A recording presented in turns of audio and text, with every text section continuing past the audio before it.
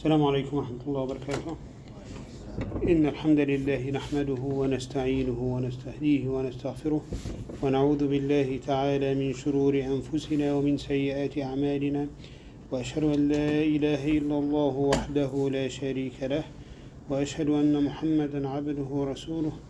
اللهم صل على محمد وعلى آل محمد كما صليت على إبراهيم وعلى آل إبراهيم إنك حميد مجيد.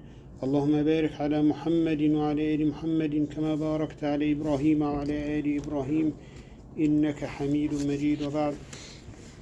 So we're going to continue inshallah with the Arba'in Nawawiyya, and we'll start today the sixth hadith and we'll finish it today inshallah.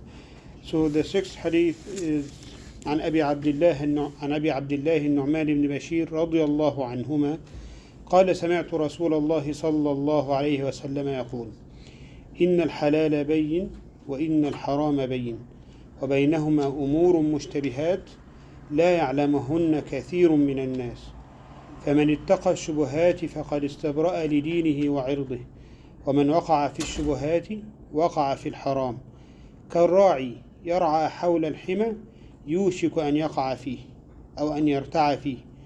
ألا وإن لكل ملك حمى، ألا وإن حمى الله محارمه، ألا وإن في الجسد مضغة إذا صلحت صلح الجسد كله وإذا فسدت فسد الجسد كله ألا وهي القلب. رواه البخاري ومسلم. So this hadith is on the authority of Abu Abdullah An-Nu'man ibn Bashir radiyallahu anhuma, who said, I heard the Messenger of Allah sallallahu alaihi wasallam say, the lawful is clear and the prohibited is clear, and between those two of them are doubtful or unclear matters, about which many people do not know. So he who avoids the doubtful matters, he sought to clear himself in regards to his religion and his honor or his dignity. But he who falls into doubtful matters, then falls into the unlawful. He will fall in the prohibited. Like how the shepherd who pastures around the private area or a private sanctuary is about to pasture in it. Undoubtedly, every sovereign has a private property or a forbidden sanctuary, and indeed the private property or this forbidden sanctuary for Allah subhanahu wa ta'ala is his prohibited matters. Undoubtedly, within the body there is a morsel of flesh, which when it is good, when it's sound, the whole body is good. But when it's corrupt, the whole body is corrupt. Indeed, it is the heart. This is narrated by Bukhari and Muslim. Rahimahullah ta'ala. So first of all, An-Nu'man ibn Bashir radiyallahu anhuma, he's An-Nu'man ibn Bashir from Al-Khazraj, so he's from the Al-Ansar. He's from Al-Ansar. He was born 8 years, 7 months before the death of the Prophet sallallahu alaihi wasallam. So this would be the middle of the second year of Hijrah. So the Prophet sallallahu alaihi wasallam died while he was very young. It is said that he was the first boy to be born from the Ansar after Hijrah. And he lived a long life, and then Muawiyah radiallahu anhu, when he was the Khalifa, gave him the governance or made him the governor for Al-Kufa in Iraq, then the governor of Homs in Sham. And he kept like this even when Yazid, the son of Muawiyah, came. He was still the governor of Homs. And he was on the side of Muawiyah when this dispute happened. He was on the side of Muawiyah radiallahu anhu, till Muawiyah ibn Yazid ibn Muawiyah, so this is Muawiyah's grandson, died. And at that time, Abdullah ibn Zubayr radiallahu anhu claimed himself to be a Khalifa. And then An-Nu'man supported him. And when he supported him, he started calling people to follow Abdullah ibn Zubayr in Hijaz while he was still at Homs. And then people actually didn't like what he said, and after some arguments and so, he left Homs, and then people from Homs followed him and killed him for that reason. This was in the year 64 of Hijrah. Ibn al-Athir, rahimahullah ta'ala, is one of the greatest historians, Muslim historians, born 555 and died 630 of Hijrah, said about Al-Nu'man radiallahu anhu, he was an honorable, generous, poet, and a brave person. Al-Nu'man and his father and his mother, all of them were Sahaba radiallahu anhu. So this is a very short biography about Al-Nu'man ibn Bashir radiallahu anhu, rahimahullah ta'ala.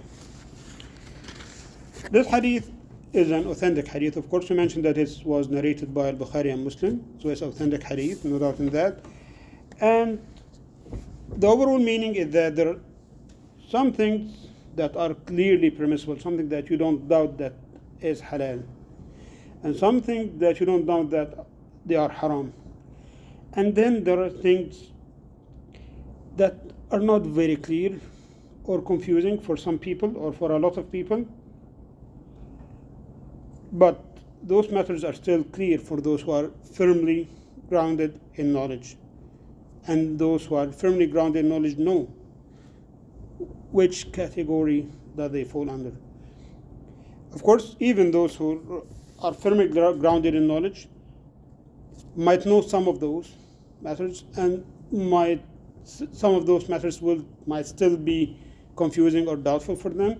And subhanallah, Allah subhanahu wa ta'ala, وَفَوْقَ كُلِّ ذِي عِلْمٍ عَلِيمٍ, Allah subhanahu wa ta'ala gave people knowledge, and is his only a gift from Allah subhanahu wa ta'ala. And people vary, and people might know more or less, but at the end, those things, there is always someone who will know them. Allah subhanahu wa ta'ala sent the book to the Prophet sallallahu alaihi wasallam and clarified in this book for this nation all that we need in terms of the permissible and impermissible and what is not permissible. وَنَزَّلْنَا عَلَيْكَ الْكِتَابَ تِبْيَانًا لِكُلِّ شَيْءٍ. And we sent down to the book a clarification of all things. Al-Imam Mujahid rahimahullah ta'ala, Mujahid ibn Jabr min Talmid ibn Abbas, a student for Ibn Abbas radiallahu anhu, and others said, a clarification of all they have been ordered to do or prohibited from doing. This tibyan li kulli shay, a clarification for everything. Anything that you're ordered to do or prohibited from doing is clarified. Allah subhanahu wa ta'ala then assigned the Prophet sallallahu alaihi wasallam, or assigned the clarification of whatever the people found in any way to be unclear to the Prophet sallallahu alaihi wasallam, or the Messenger sallallahu alaihi wasallam. As also in Surah An-Nahl, Allah subhanahu wa ta'ala said, ونزلنا عليك الذكر لتبين للناس ما نزل إليهم. And we sent down the reminder to you that you should clarify to the people what was sent down to them. So the Prophet ﷺ didn't die until Allah subhanahu wa ta'ala has completed this religion for this nation, and the Prophet ﷺ completed all the clarification that was needed. Shortly before the Prophet's death, Allah subhanahu wa ta'ala revelated, اليوم أكملت لكم دينكم وأتممت عليكم نعمتي وَرَضِيتُ لَكُمُ الْإِسْلَامَ دِينًا. On this day, I have perfected for you your way or your religion, completed my favor upon you, and accepted for you Islam as the way or as your religion. So Allah subhanahu wa ta'ala and the Prophet and the Rasulullah sallallahu alaihi wasallam haven't left anything, whether it's permissible or permitted, without clarification. However, this clarification was not on the same level for all matters. Of course, the more important the matter is, and the more people know it, there is a lot, it's addressed more and more often in the Quran and Sunnah.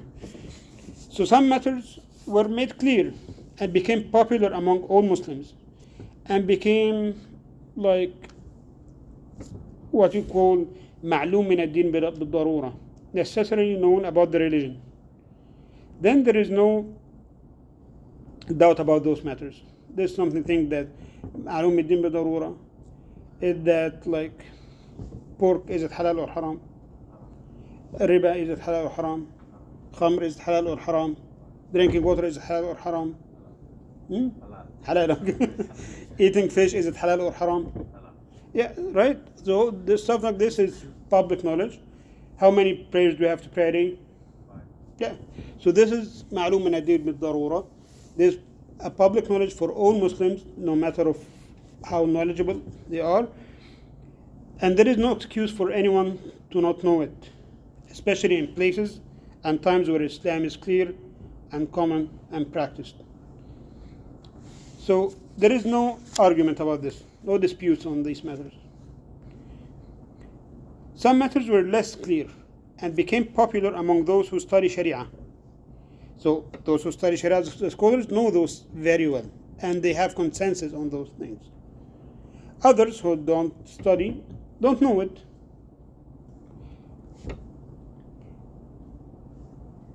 But those who study know it very well. For example, let's see.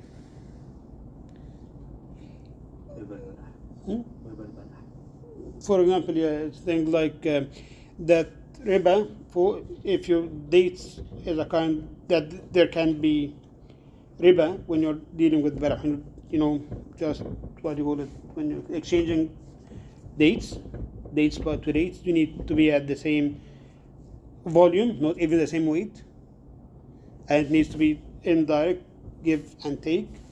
You can't make it, you can't take, for example, some of those fancy dates, you give me 1 liter and I'll give you 3 liters of this not so good dates. Nobody argues about this. But this might not be known for the public, but those who study Sharia and those who are scholars know it very well. They don't have even any doubt about this. Some matters were even less clear. So it was not popular even among those who study Sharia. Among the scholars, some things were not that popular. So the scholars, or those who study Sharia, had different perceptions about them and disputed their permissibility or prohibition. They dispute, is it halal or haram? Why? There is a lot of reasons for that. From that the hadith addressing this matter is not very popular. It was narrated, only a few of the Sahaba narrated it, maybe 1 Sahabi, 2 Sahabis, and then from the Tabi'in, 1 or 2, and then it's there. We were told about this matter, but it's not very popular. So not all the scholars, or not those who practice Sharia knew it, or it didn't reach them in a way that they are satisfied that Rasulullah Sallallahu Alaihi Wasallam said it. Okay? Sometimes 2 texts or 2 hadith that oppose each other apparently are narrated.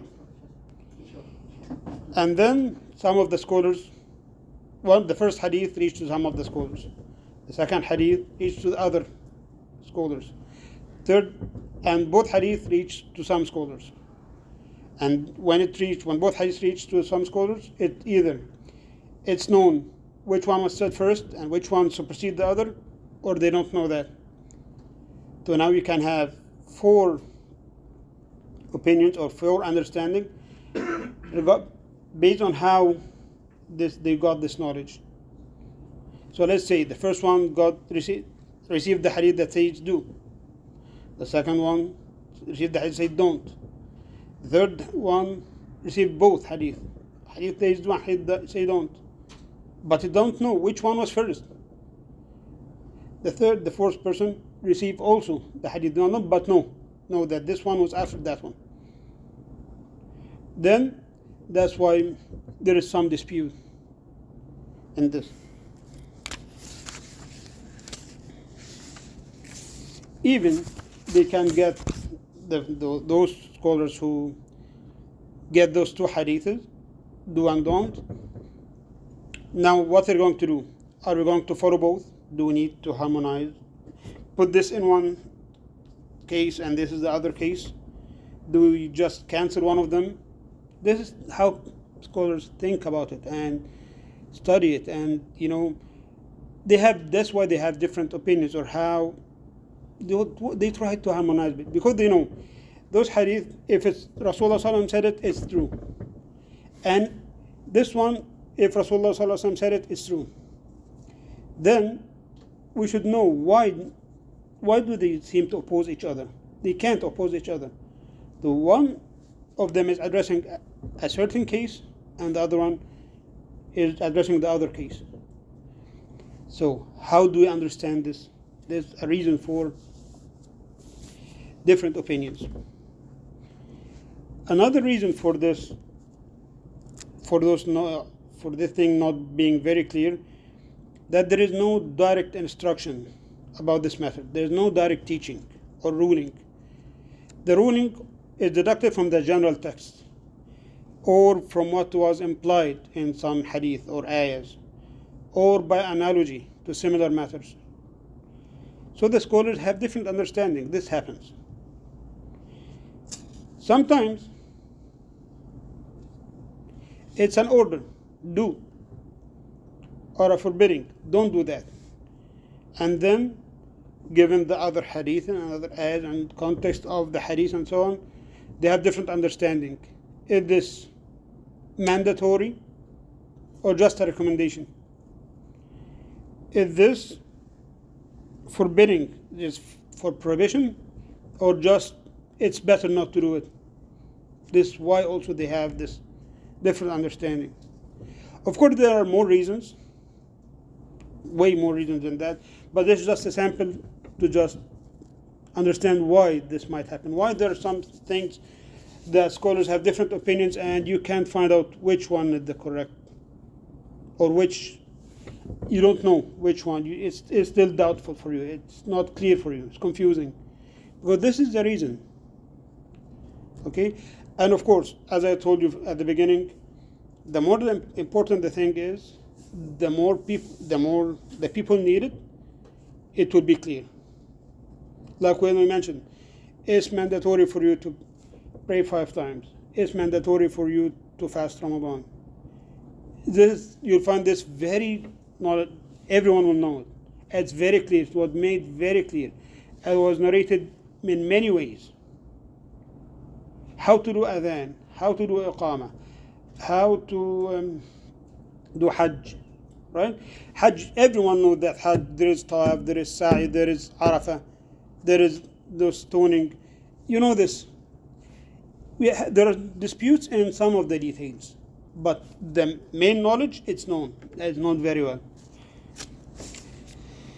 So that being said, it must be known that there must always be at least one person who knows this, knows the true or the correct teaching or the true ruling.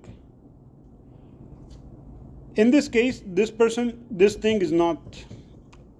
is not mushtabih for him. It's not confusing for him. No, he knows the actual, knows what it is, for what it is. And it might be, as we said, confusing to others or unclear for others.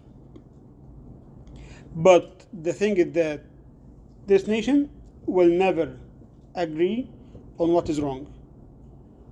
It will never happen. It will never happen that, for example, a non-permissible transaction and everyone will agree on it. It will not happen.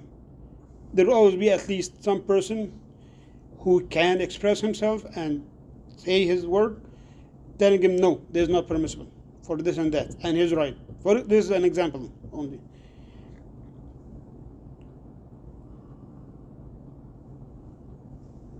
And that's why the Prophet ﷺ, لا يعلمهن كثير من الناس, about which many people do not know, but there will always people who know.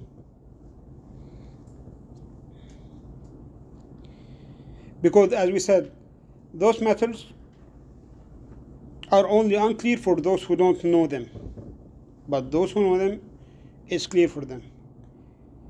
So this is the first kind of unclear matters. Think that there is a dispute between the scholars about their permissibility or prohibition. Example, eating some kinds of animals, eating crocodiles, squirrels, some kinds of transactions. Those are things that there are a lot of dispute between scholars among them. And scholars agree that it's always recommended to avoid this dispute.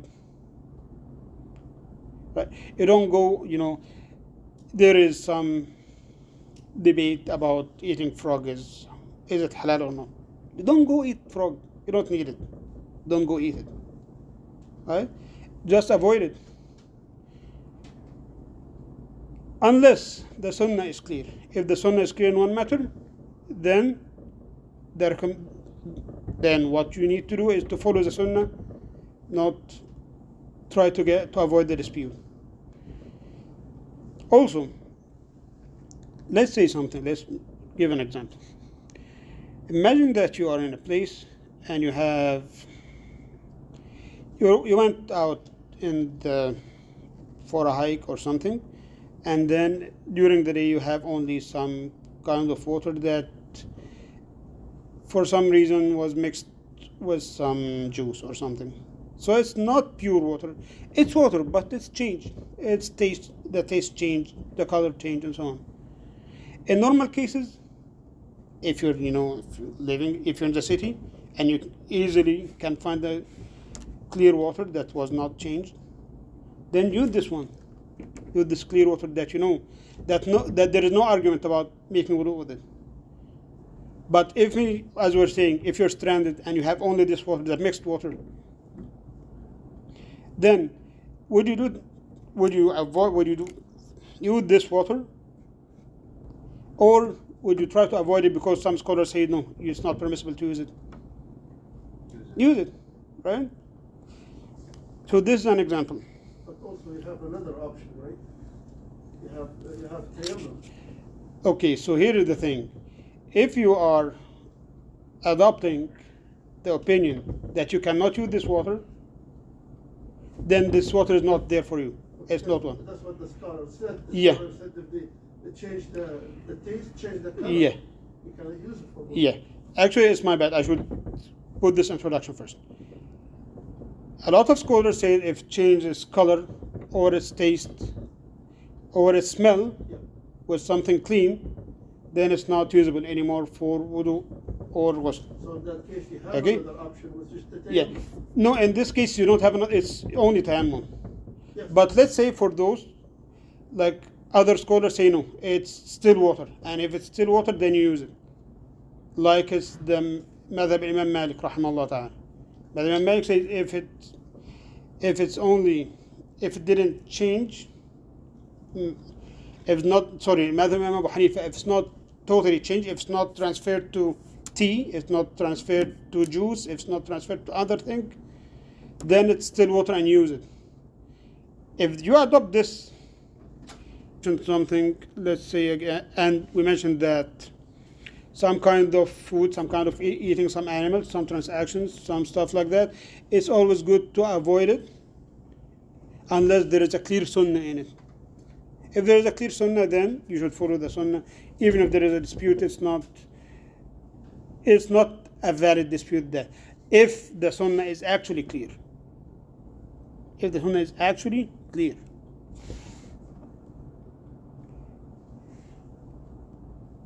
And back to this wudu example, what we said. Let's say that someone is adopting the opinion that water that's changed with something clean, unless it's transferred to another thing, it's still water and you can do a wudu with it. It's always better, or it's always recommended to go for this water that nobody argues about it, that has not changed in taste, not in color, not in odor or smell. This always recommended to follow this. But if there is a case that you either do wudu with this water that has changed or don't do wudu at all, if you actually adopting this opinion, then you should do wudu with this. And then. But what I'm trying to say, you still have other options to do tayammum. So you're not obligated only for that water. So that water, because it changed, I wouldn't do it. I would do the tayammum. Yeah. Because there is if another option. if you are following the opinion that this one is not, it's not acceptable to this water, it's not water usable for wudu anymore. But if you see it, if you consider it that it is usable for wudu, then you have to do it. Anyways, I'm not talking about this one. I'm not talking about the rulings of water and ablution. I'm just making an example just to make what I'm saying clear. I'm not talking about which is the right or which is the correct opinion and which is not. I'm just making an example. So For instance, this is what the hadith meant about the gray area. So try to stay away from the gray area. yeah, The more you stay from the gray area, the way you are in the right path. yeah, And that's exactly what I mean. yeah, Because Rasulullah sallallahu alaihi wasallam, he gave you the option to do tayammum. So if I know this water, it's in the gray area, I wouldn't do it. I would go to the Yeah. to the one he yeah, of course. gave us the permission to use. Yeah, if it's something in the gray area, it's always good to go to the something that Exactly. everybody will tell you it's okay. That's what I meant. Exactly. Dispute between the scholars upon this is the first kind of the unclear matters.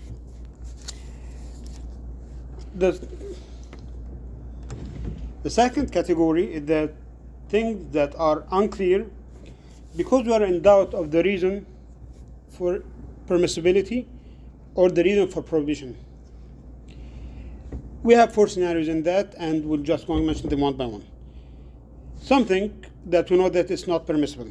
Then we doubt if the condition or the requirements for it to be permissible was that achieved or not. Like, we went out for hunting, deer hunting. We saw a deer, say Bismillah, shot the deer, went to get the deer.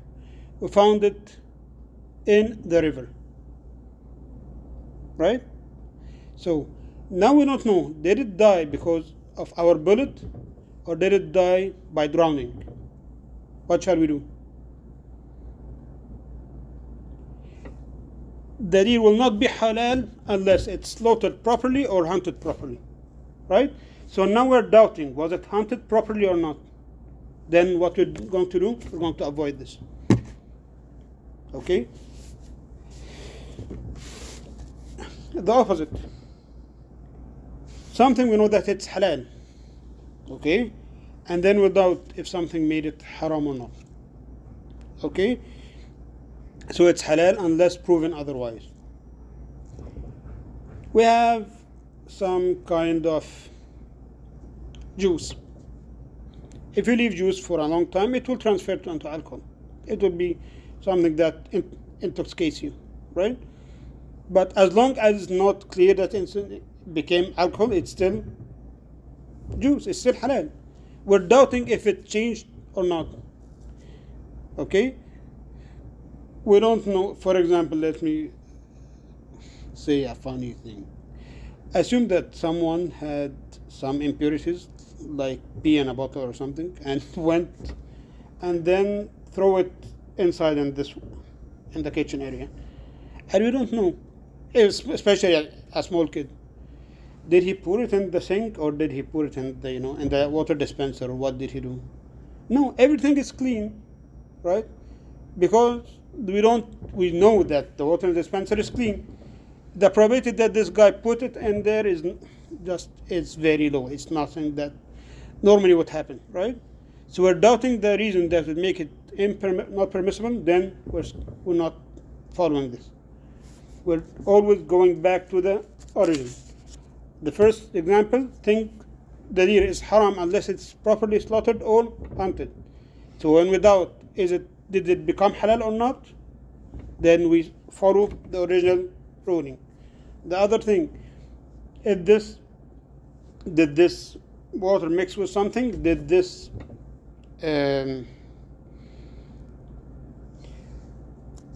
or actually one of my brothers talked to me about something. Let's say someone said a word to his wife that he didn't know if is it a divorce or not. Then it's not a divorce unless we know that it's divorce, right? Okay.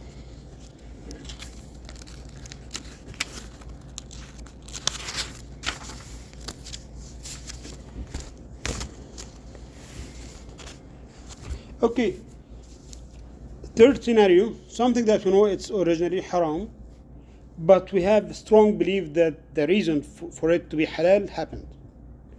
The same deer. We shot the deer, but the deer ran, and we couldn't see where did it go.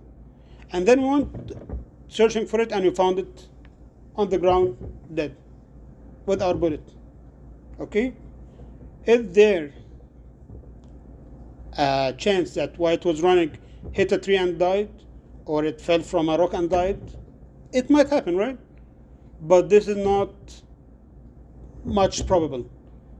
The highest probability is that it died from our bullet, right? Then it is halal.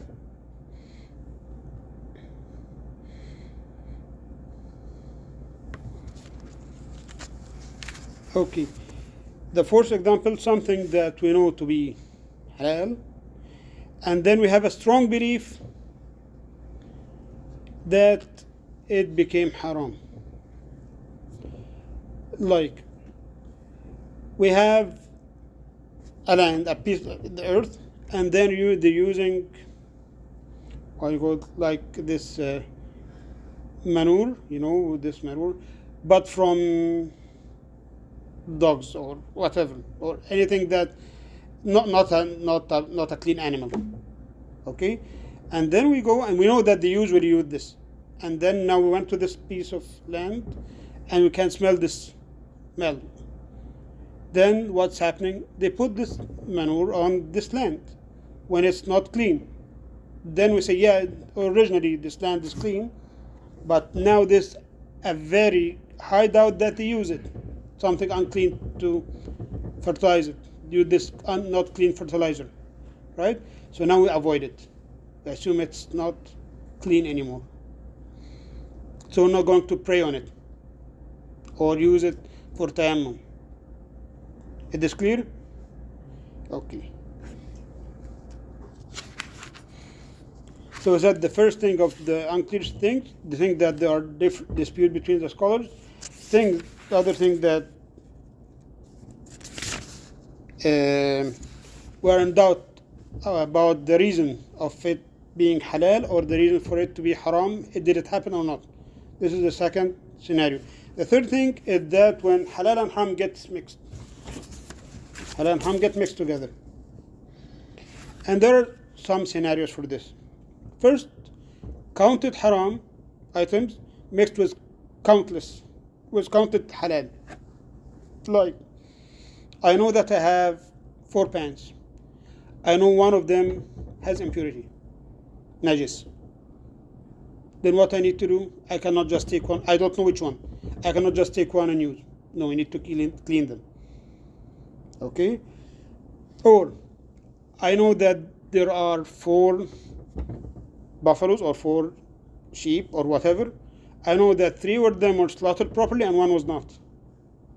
Then avoid them. Or, he knows that his wife breastfed a girl from among those 10 girls. Then he cannot marry from them.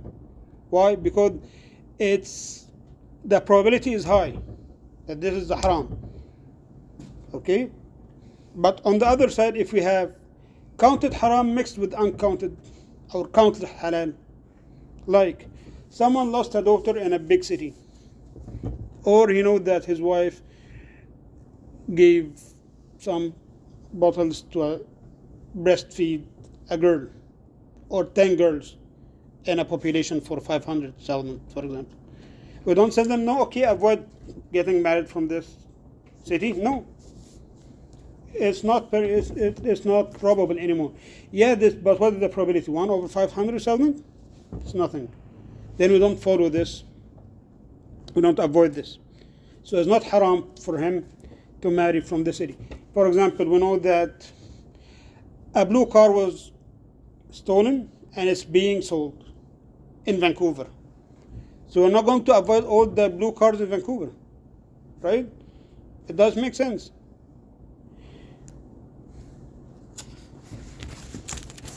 Third thing, when countless haram gets mixed with countless halal,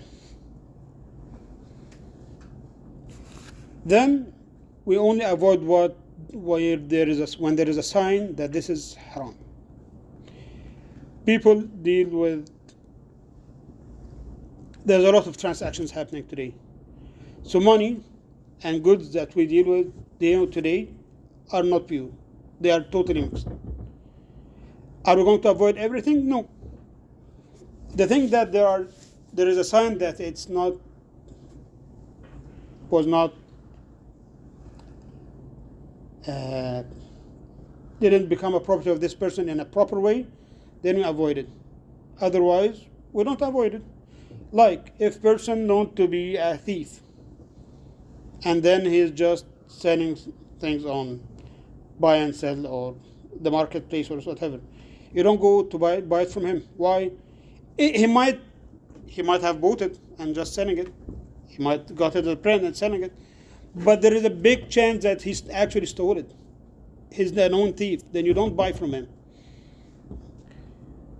Okay, so this is a rule actually.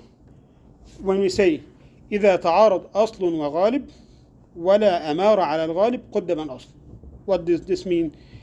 If there is an original ruling or an initial ruling and something that became common, and there is no sign that this is from this common things, we follow the initial ruling. Okay? Examples. Umar radiallahu anhu made ablution from a pot of a Christian woman. Christians drink alcohol, eat pork, right? So the probability that she used this pot and something like that is there. But there was no sign. The pot looked clean. So he made this ablution, made this wudu. As-Sahaba radiallahu anhum, the companions, wore tanned fur and dyed clothes. You know, when you tan this skin and then dye the clothes. And most of the time, those who work on this stuff don't avoid impurities that much. They don't avoid the impurities. So there is a probability that this tanning was not done properly, or that this dyeing was not done with a totally clean subject. But the Sahaba radiallahu anhum said, if it's not something clear in front of us, there is no sign, we're not avoiding it. They used what they had. Similarly, they used to walk on the ground barefoot. They don't usually wear, like, shoes or something like that. Sometimes they just walked in the street with their feet. And then, if there was nothing directly that they saw that they stepped on, they would just go on and pray, and nothing. They were not worried. So this means that what was not clear for them, they didn't avoid. Is this clear? Are we good? Shall we continue? الأصل في الأشياء الطهارة. الأصل في الأشياء الطهارة. الأصل في الأشياء الطهارة. الإشكال يجي فين بقى؟ Where is the problem? If you're in the washroom and there is water on the ground, will you say it's water or is it pee? Yeah, obviously, like you're gonna see. Yeah. You're using common sense. Yeah. So this is the thing. If here is where it gets confusing. Normally people would just use the toilet. They're not going to pee on the ground, right? This is the normal people what they would do. But some cases no. There's a lot of irresponsible people. And then you would evaluate it. If there is strong smell, if there is some color, then it's pee. Yeah. If you can see that, for example, that the sink is dripping, then it supports the less water. Okay, so the Prophet ﷺ categorized the people with regards to these doubtful matters to those who avoid the doubtful matters, and this person clears himself in regards to his religion and his dignity and honor by avoiding those doubtful matters. No one would say, okay, this guy is doing something haram. No one would say that this guy, he has a problem with his this religion. No, we see him doing this and that. No. And his reputation is still intact by avoiding those. Then those who fall, the other category, those who fall in these matters or do these matters, while still they don't know if it's permissible or not. It's still confusing for them, still unclear for them, but they're doing it anyway. And then وَمَنْ وَقَعَ فِي الشُّبُهَاتِ وَقَعَ فِي الْحَرَامِ. But he who falls into doubtful matters fall into the unlawful. What does this mean? It can mean either that doing something that is unclear or doubtful while you're still doubting it is haram. There's a meaning. What is one meaning? And there is another meaning. That if you're used to do those doubtful things, then this psychological barrier between you and the haram gets weaker and weaker and weaker, and then you start doing haram while no one gets haram, and you don't have this feeling of guilt. It's haram. I didn't know haram, but we're doing it anyways. We did the shubhat before and it was okay. Now we're doing haram. It's okay. And this second meaning is more. It's the stronger of the two meanings, because the Prophet ﷺ said, what did he say? He set an example, and the example he said, like how the shepherd who pastures around a private area, كالراعي يرعى حول الحمى يوشك أن يرتع فيه, is about to pasture in this forbidden area or forbidden sanctuary. When this when there is some kind of land that's fenced and that's used only for example, you might not see it here very much, but it's found when like the king or the prince or the ruler or whatever assign this area for himself, for his horses, for his whatever, for his cars, for his anything, and then you're just sitting by the fence. Nobody will leave you there, right? You'll be kicked out. I'm not inside, no, but go away. You're not allowed here, right? The same thing, Allah subhanahu wa ta'ala prohibited this area, prohibited the haram, not enter, so don't come beside it. It always jumps to my head this example, when someone is playing soccer and he's just maneuvering the ball on the line, and he's just, the smallest mistake it will be an out, right? And the opponent will take the ball, right? I don't know, it all jumps to my mind, this example. Okay, so what about those who know the ruling about those doubtful matters? They are not addressed by this hadith. If someone, he knows what the actual ruling about the matter, then he is not addressed by this hadith, and there is no blame upon him in doing it. Even if sometimes it's even if it's clear for the person, sometimes it's better to avoid it, even if that's okay for you to do, because that there is the ruling. Why? Just to protect your dignity, your honor, your reputation. An example with that would be at one night the Rasulullah sallallahu alaihi wasallam was standing with his wife, and then two people from the Ansar passed by him. So he called them, come back. This is Safiya bint Hay, his wife, alayhi salam. So I told him, subhanallah, we're not going to doubt you, Rasulullah sallallahu alaihi wasallam. He said, okay, I didn't want the shaitan to throw anything in your hearts. So that's the same thing. You don't be in a strange position and say, oh, it's not what it looks like. No, we're seeing you in a bad situation. Avoid it. Even if it's right, avoid it. So there is another category of the people, those who do this doubtful thing while thinking that it's permissible, either by a proper diligence, by ijtihad sahih, or acceptable imitation, taqleed maqbool. Then those are not blamed even.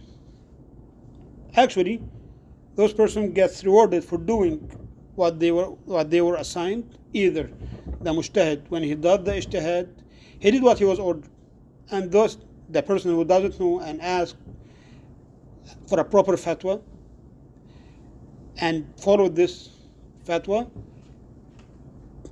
is not blamed, even if it isn't, or did this taqleed just okay.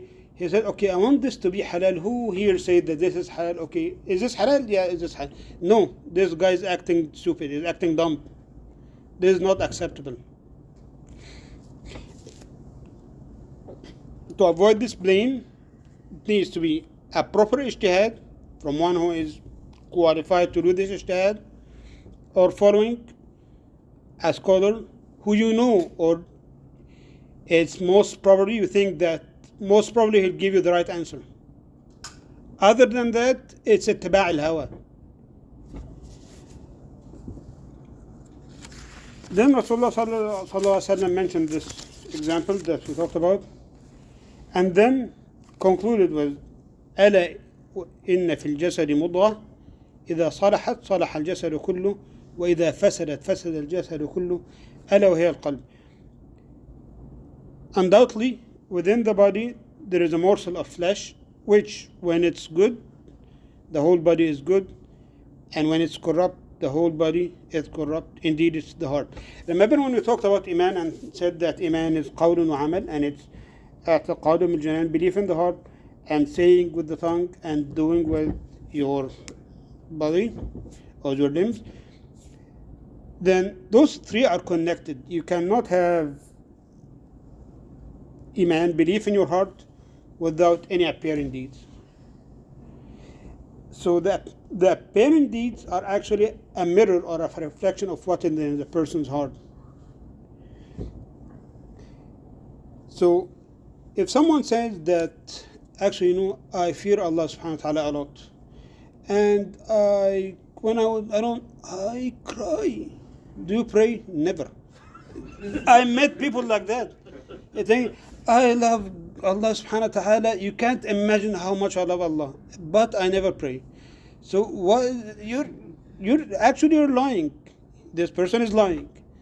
إذا صلحت, if it's sound, the whole body will be sound. If it's corrupt, the whole body will be corrupt. Okay, and there's also another thing, another concept or fundamental from Ahl Sunnah al Jama'ah, that the exterior and interior are connected. They are not unrelated. No, what